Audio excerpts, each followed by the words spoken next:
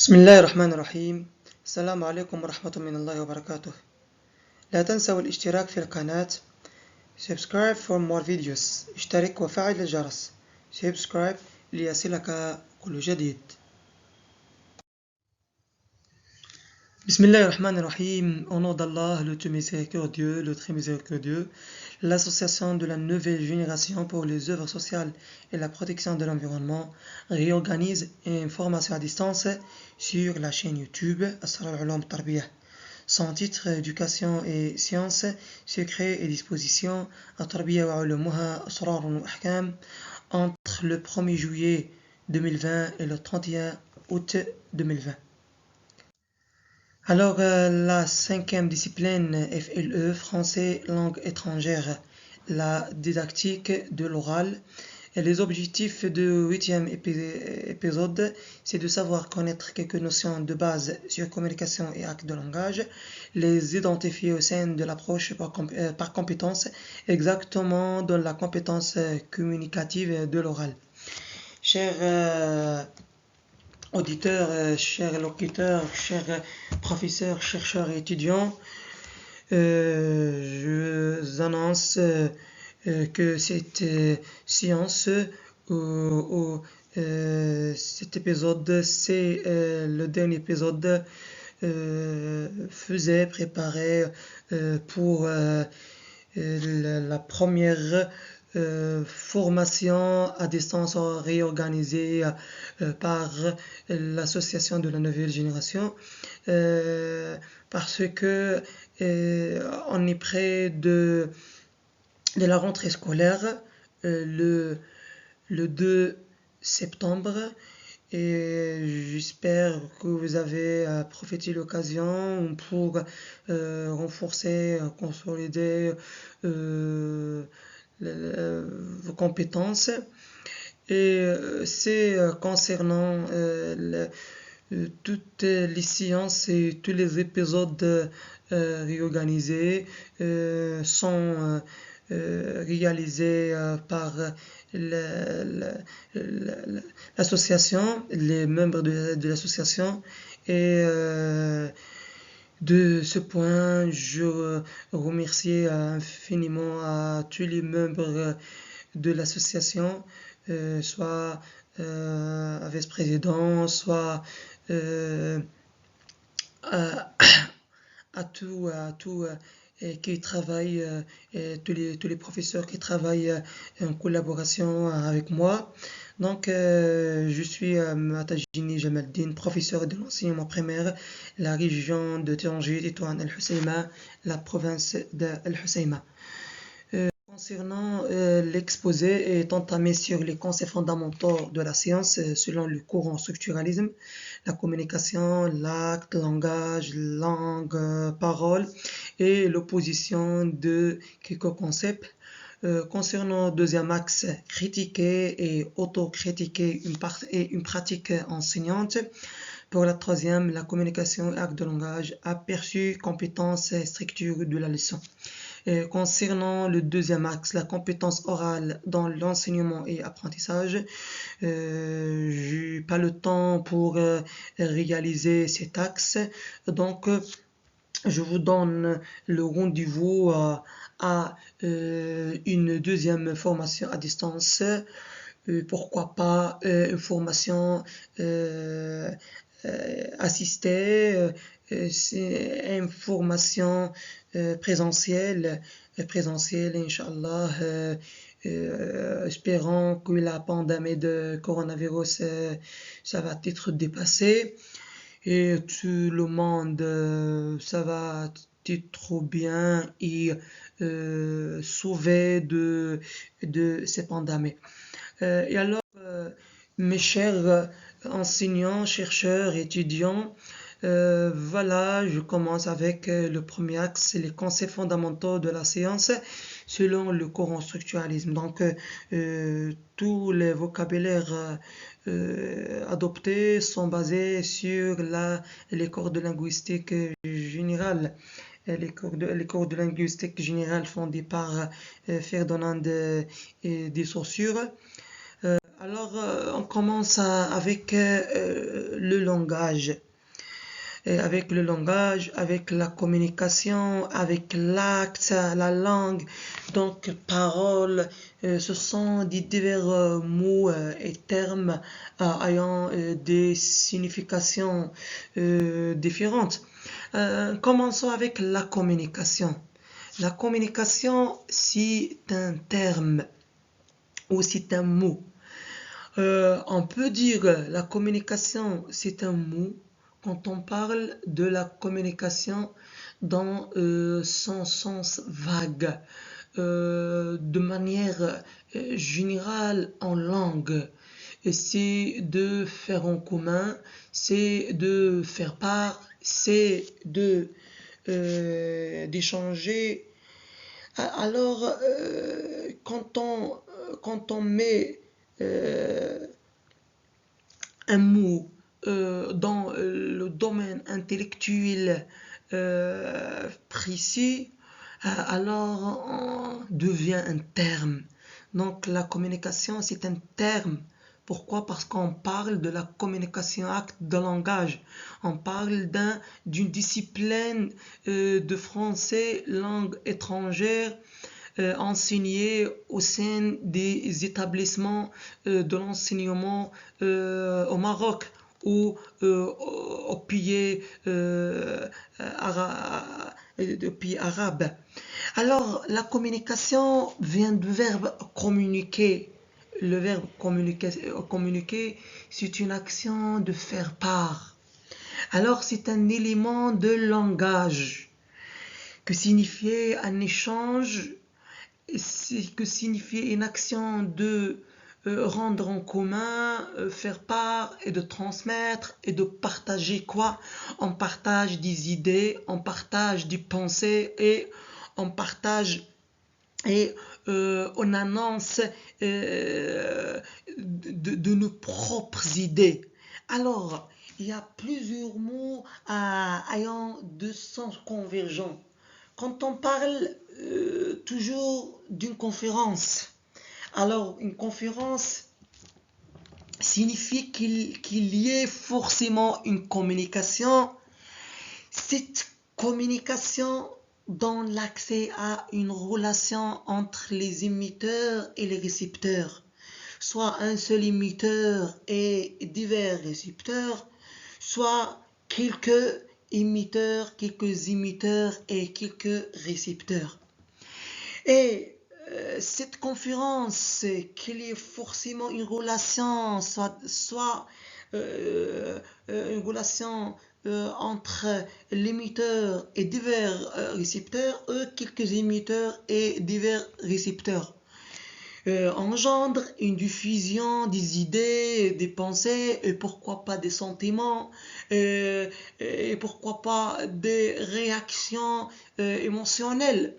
Et cette relation qui donne une diffusion forcément a besoin d'une liaison et aussi dans la licence à une correspondance, soit une correspondance directe ou une correspondance indirecte.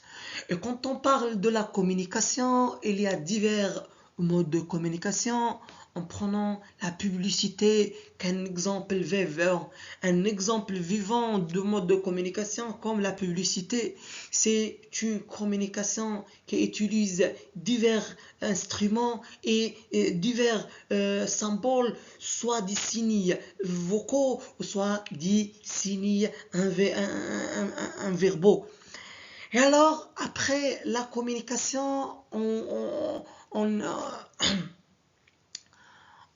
la considère qu'un élément de langage.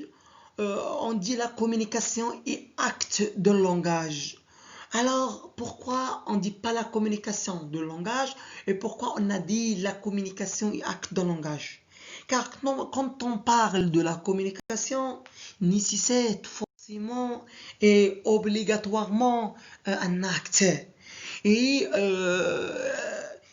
ce terme impose vraiment une définition spéciale conformément au domaine de l'éducation, l'acte communication, c'est-à-dire il y a un engagement.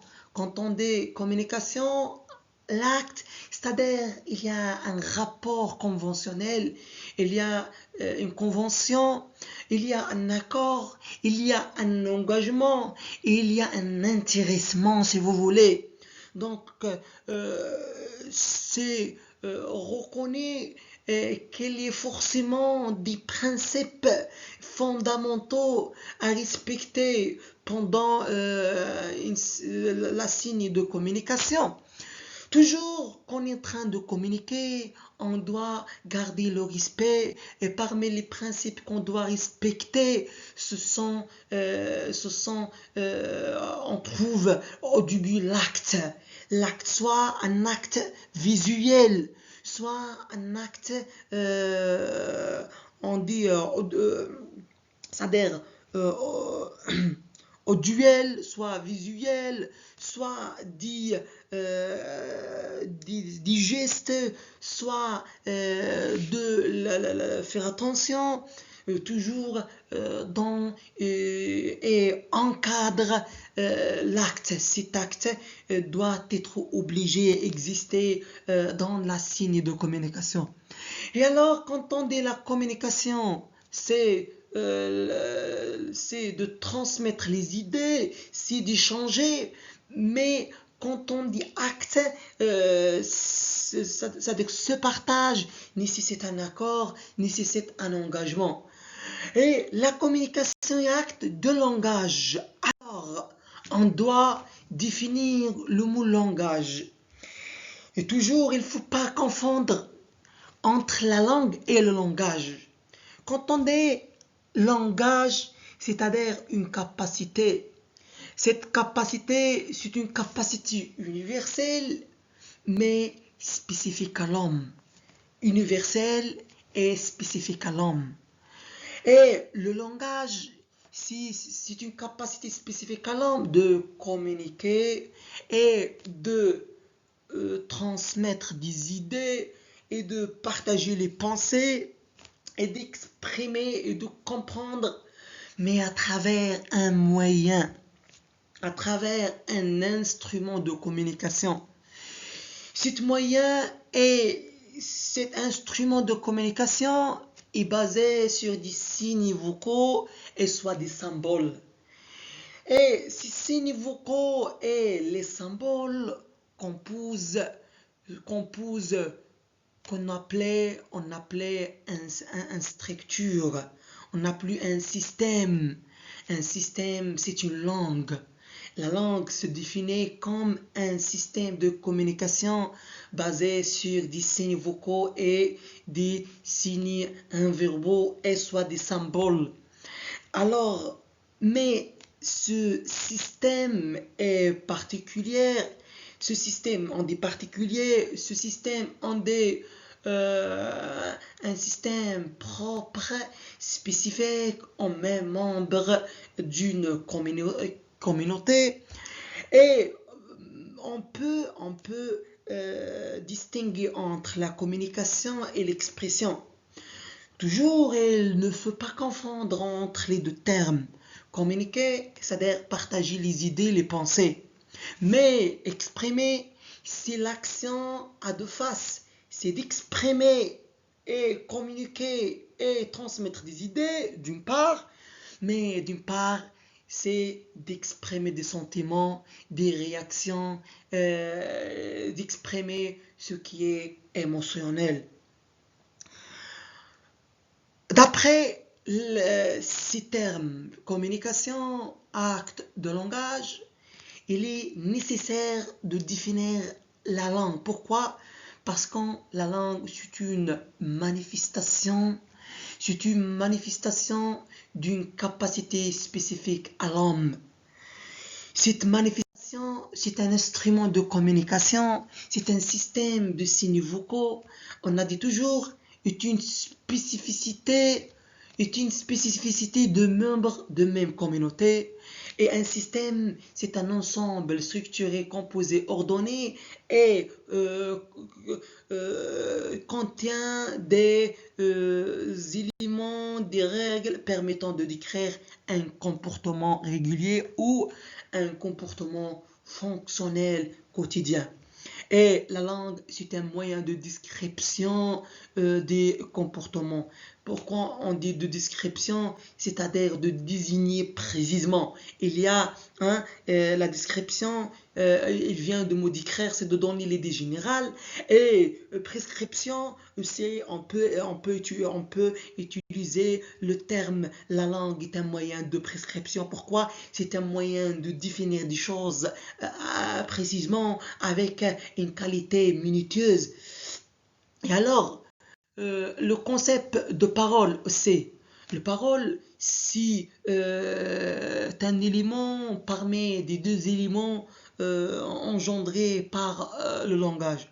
Quand on parle de langage, on dit le langage comme une capacité spécifique à l'homme, mais cette spécificité, cette capacité donne naissance à deux composantes, le concept de parole et le concept la langue.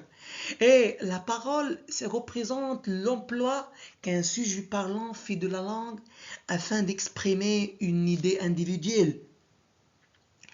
Et alors, il y a une opposition, mais d'un côté, il y a une juxtaposition.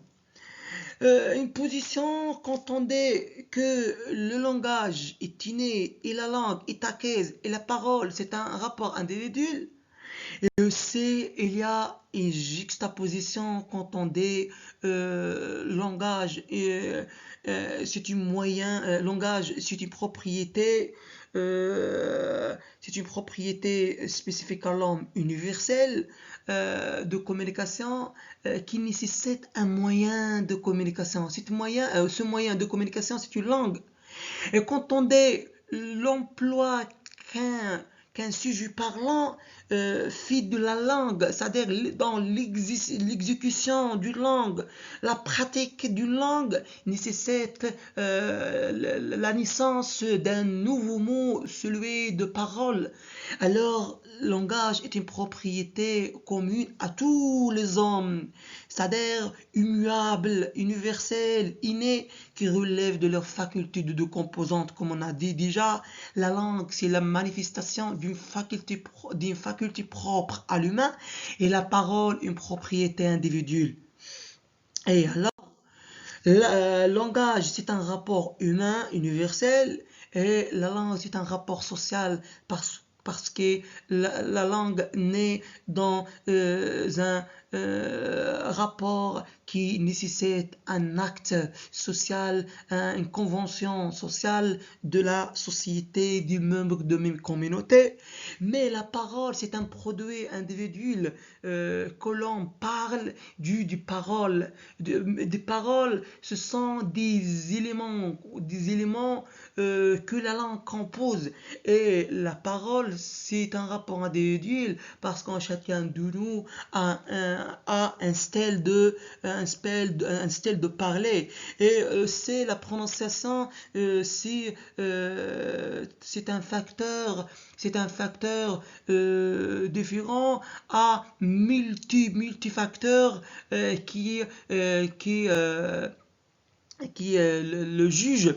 Et c'est pour ça que chacun de nous prononce le même mot, la même parole d'une manière différente parce que chacun de nous a ses qualités différentes, a ses caractéristiques différentes, a un appareil phonatoire différent de l'un aux autres.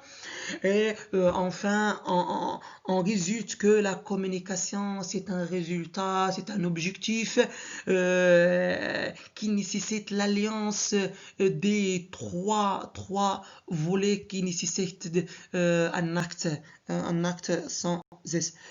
Et alors, d'après cette définition, ces termes de la communication avec le langage, j'ai choisi de parler généralement sur une enseignante pratique. Quelle que soit la discipline pratiquée, soit la communication avec de langage, soit l'élément de langue, soit la lecture, soit en n'importe euh, de quelle que soit la matière, on peut exercer le deuxième axe, critiquer et auto-critiquer une enseignante pratique. Avant de commencer, je me pose une question plus essentielle, une question qu'un mot clair de cet axe.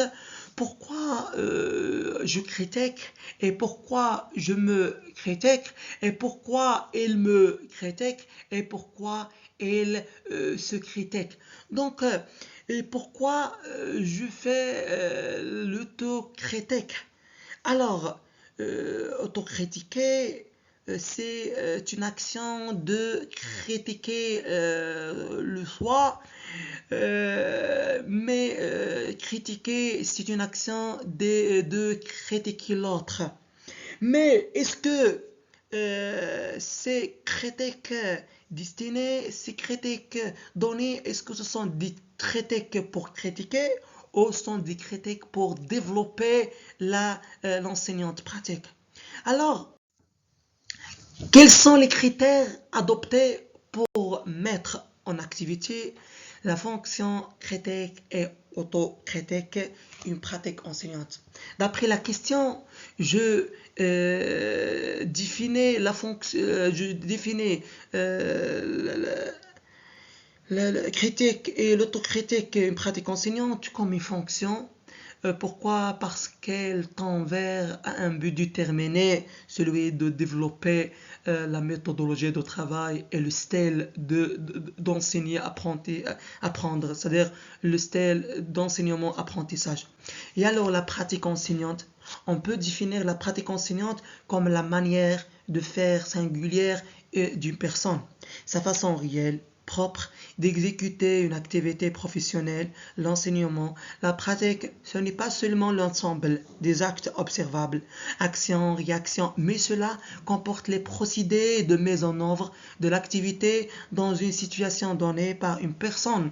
Les choix, les prises de décision, c'est la double dimension de la notion de pratique qui la rend précieuse, comme le dit Jacques Béraud en 1998, en précisant d'un côté les gestes, les conduites, les langages, tout de l'autre à travers les règles. Ce sont les objectifs, les stratégies, les idéologies qui sont invoqués. La pratique professionnelle recouvre donc à la fois manière de faire de chaque personne singulière, le faire propre à cette personne et les procédés pour faire qui correspondent à une fonction professionnelle. Par exemple, le savoir enseigner tel quel est défini par un groupe professionnel particulier en fonction de buts, d'objectifs et de choix autonomes.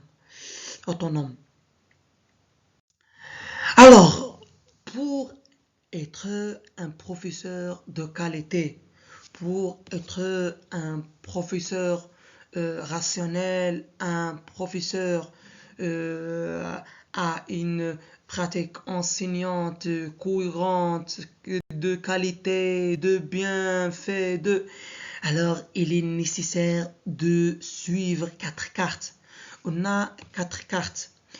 Je peux nommer la première une carte de planification, la deuxième une carte de gestion, la troisième une carte d'évaluation et la quatrième c'est une carte d'auto-formation ou une carte de critiquer et auto-critiquer une pratique enseignante. Alors, la première chose, avant d'aller à la classe pour enseigner et pour mise en fonction une séance présentielle de vous, mes élèves, est-ce que j'irai sont préparés ou j'irai bien préparé et bien saisir la matière et bien comprendre et connaître les spécificités de la matière.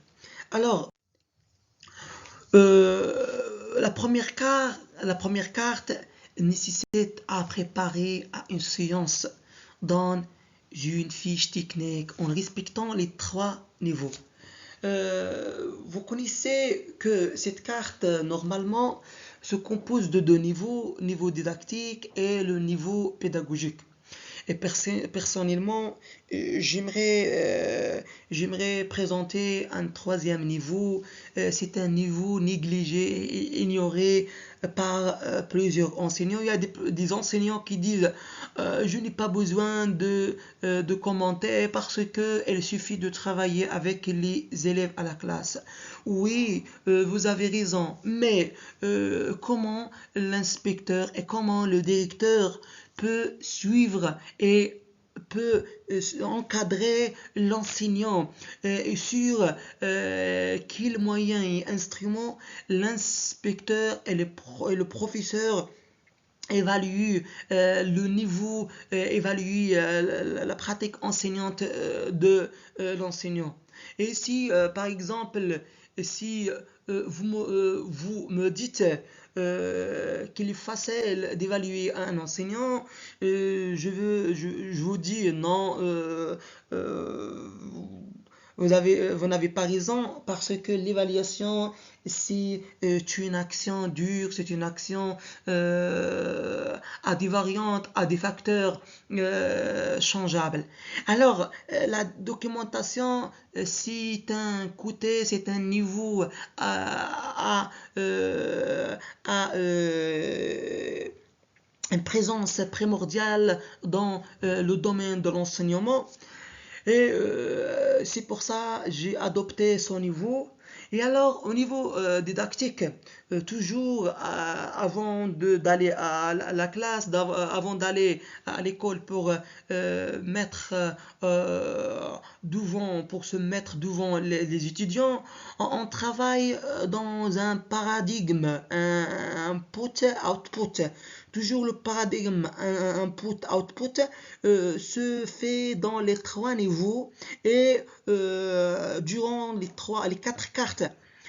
Toujours le travail ou les axes d'accès à une situation d'enseignement apprentissage nécessitent trois axes. L'éducation aux valeurs. Toujours notre travail, ça va choisir. Ça va être choisi comme un domaine où on donne la priorité aux tels axes, soit aux valeurs, soit aux compétences. On donne des situations qui nécessitent l'intégration et qui nécessitent la recherche et qui nécessitent l'exploitation des prérequis et des compétences. Et l'éducation du choix et au choix. Toujours, on doit donner l'autonome de chercher et de choisir. Et alors, au niveau didactique, le respect des conditions de transposition didactique, l'honnêteté, c'est-à-dire l'enseignant, le professeur doit être honnête pendant la présentation de la matière. Et puis, l'adhésion à la programmation progressive. L'enseignant doit commencer sa pratique enseignante en respecter un degré de travail, la perception de ses élèves, les prérequis de ses élèves, Et au niveau pédagogique, doit être capable à imaginer dans la planification les stratégies et les méthodes et la façon de mettre en disposition l'action de l'enseignement apprentissage. Et au niveau de documentation, doit réaliser une fiche simple qui illustre les objectifs, le titre, les modalités de travail, le niveau, la numérotation, etc. d'une manière simple, explicite. Et comme des outputs, le professeur a des attentifs, c'est-à-dire à réaliser, ce sont des spécifications qui devraient figurer dans l'apprenant à la fin de l'étude. Concernant la deuxième carte, celle de gestion, c'est-à-dire l'enseignant, le professeur, c'est obligé de gérer une science dans une fiche technique en respectant les trois niveaux et selon le paradigme input-output. Au niveau didactique, orienter les apprenants à partir des situations problèmes en leur donnant des consignes de support pédagogique et en leur expliquant dans le même paradigme input-output. Et au niveau pédagogique, elle leur donne l'autonomie du travail en leur motivant à travailler au sein d'un groupe dans un cadre collaboratif avec une gestion serenée des interactions et en utilisation des techniques d'animation. Et au niveau de documentation, il faut réaliser une fiche simple qui illustre les objectifs, le titre, les modalités de travail et le niveau, la numérotation, etc. d'une manière simple, explicite et en leur fournissant du support pédagogique, en leur incitant à travailler sur le brouillon en cas de s'entraîner. Et alors, pour évaluer séance, dans une fiche technique, il faut respecter quelques procédures. Au niveau didactique, il faut orienter les apprenants à partir des situations évaluatives en leur donnant des consignes, on leur explique des supports pédagogiques dans le même paradigme input-output. Au niveau pédagogique, le professeur leur donne l'autonomie du travail en leur motivant à travailler au sein d'un groupe dans un cadre collaboratif avec une gestion serenée des interactions et en utilisant des techniques d'animation. Et au niveau de documentation, réaliser une fiche simple qui illustre les objectifs, le titre, les modalités de travail, le niveau, la numérotation, etc. d'une manière simple et explicite en leur fournissant du support pédagogique, en leur incitant à travailler sur le cahier de classe. Donc le cahier de classe, c'est un instrument de documentation sur laquelle l'inspecteur, le directeur base pour évaluer la pratique enseignante du professeur. Et enfin, donc c'est une partie plus essentielle, à une place primordiale, c'est la mise en activité, la fonction pratique enseignante. Quand on dit la mise en fonction pratique enseignante ou de critiquer, auto-critiquer une pratique enseignante, c'est comme on parle de la synonymie d'auto-formation. Alors, on travaille selon le même paradigme, input-output. Au niveau didactique, la mise en réflexion ou en constatation, c'est-à-dire commence avec le constat. On récolte, on rassemble c'est-à-dire les données sur la prise de choix des situations et consigne les données en notant, en rassemblant toutes les informations. Au niveau pédagogique, la mise en réflexion ou en constatation, on récolte, on rassemble toutes les données sur la prise de choix des méthodes du travail utilisées et choisies et les techniques d'animation utilisées et la façon de diriger et les interactions, diriger les interactions et la mise en participation et la façon et le style de travail et le style d'expliquer et le style utilisé durant la gestion de temps, etc., de l'espace et de communiquer. Au niveau de documentation, la mise en réflexion ou en constatation sur la prise de choix de la forme d'une fiche pédagogique et du contenu de fiche sur la manière de documentation, soit chez l'enseignant ou chez l'apprenant. Alors, toujours la mise en fonction la mise en fonction la mise en activité de la fonction critique et autocritique nécessite à suivre 4 étapes. La première étape, constat. La constatation et le rassemblement des données. Et après, l'analyse des données. J'analyse des données, soit soi-même, soit des collègues qui assistent avec moi à une séance modèle. Et après l'analyse, je donne l'autorité à juger, à critiquer, et enfin pour changer des procédures, le processus de travail, pour évaluer et s'auto-évaluer cette pratique enseignante. Alors, toujours en cas de mise en fonction l'auto-formation, chacun de nous, le professeur, l'enseignant, doit avoir les 5 compétences de troisième millénaire. La première, c'est l'esprit différentiel, l'esprit de critiquer. Deuxième, esprit créatif, innovation. Le professeur doit être créatif, doit être innovateur pour éviter le dégoût, le déprimant, et aussi l'esprit collaboratif pour donner l'accès aux élèves à participer, pour leur donner l'autonomie et pour leur donner l'occasion à former et à construire leur personnalité, et l'esprit de la résolution des problèmes en jeu est différent. On leur donne des problèmes et afin de leur donner l'opportunité de réagir pour leur donner l'occasion de construire leur matière, leurs propres connaissances et leurs propres compétences, et l'esprit technologique plus essentiel, c'est-à-dire d'informatiser le travail et d'adopter sur le moyen technologique et le moyen de l'informatique. Et après, j'aimerais bien de parler de la communication avec le langage, aperçu, compétences, structure de la leçon. Donc, alors, les compétences disciplinaires relatives à la communication avec le langage, l'apprenant doit pouvoir communiquer, écouter,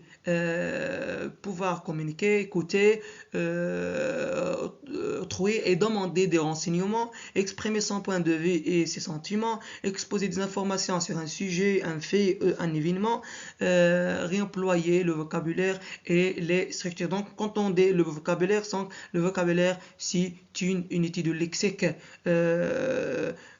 C'est-à-dire une étude de lexique. Quand on dit un mot c'est une unité de lexique général, mais le vocabulaire, c'est une unité de lexique particulier.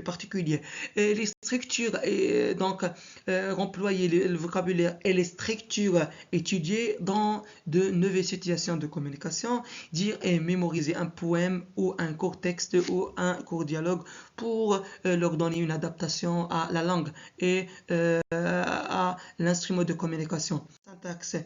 Donc, au niveau phonétique, toujours la phonétique, c'est une branche de linguistique qui étudie les sons de leur réalisation concrète. La phonologie, c'est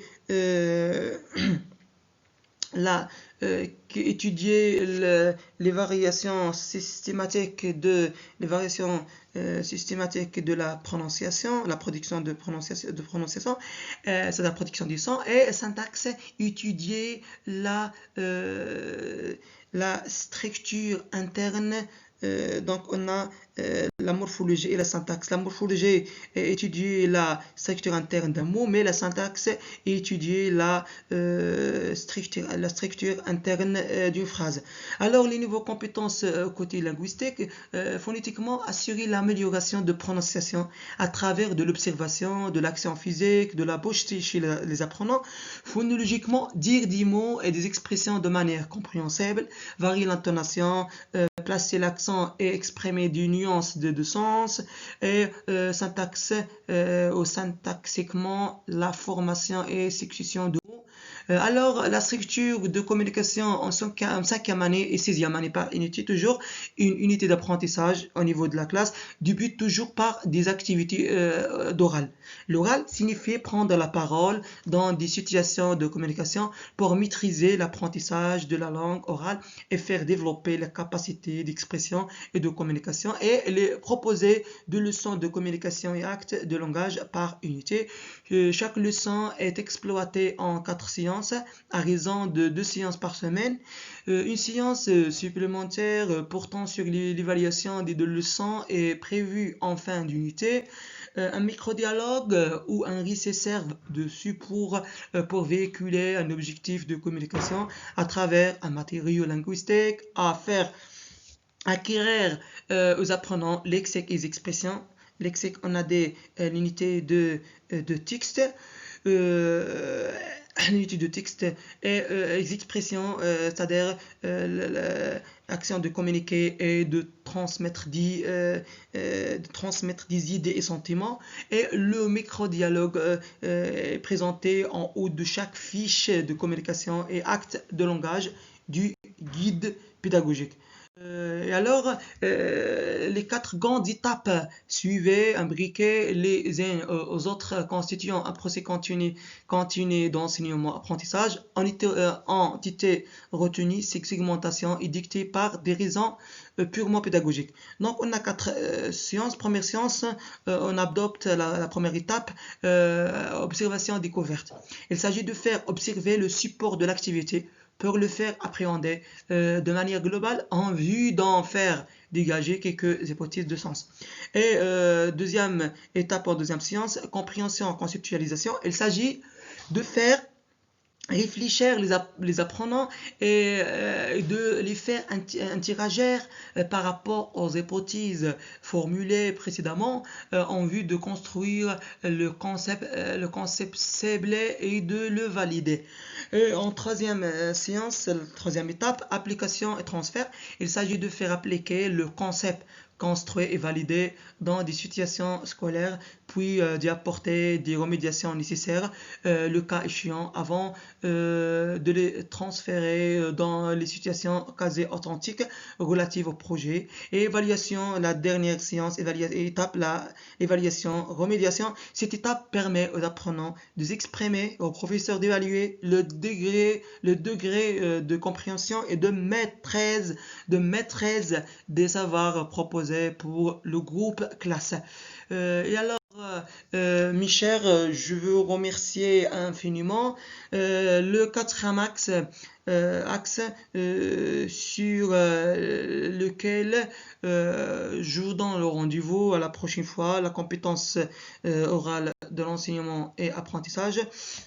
Vraiment, merci pour votre attention. Merci pour votre attention. Euh, et je vous souhaite une rentrée scolaire plein de joie, plein de travail, plein de connaissances, plein de compétences, du bonheur.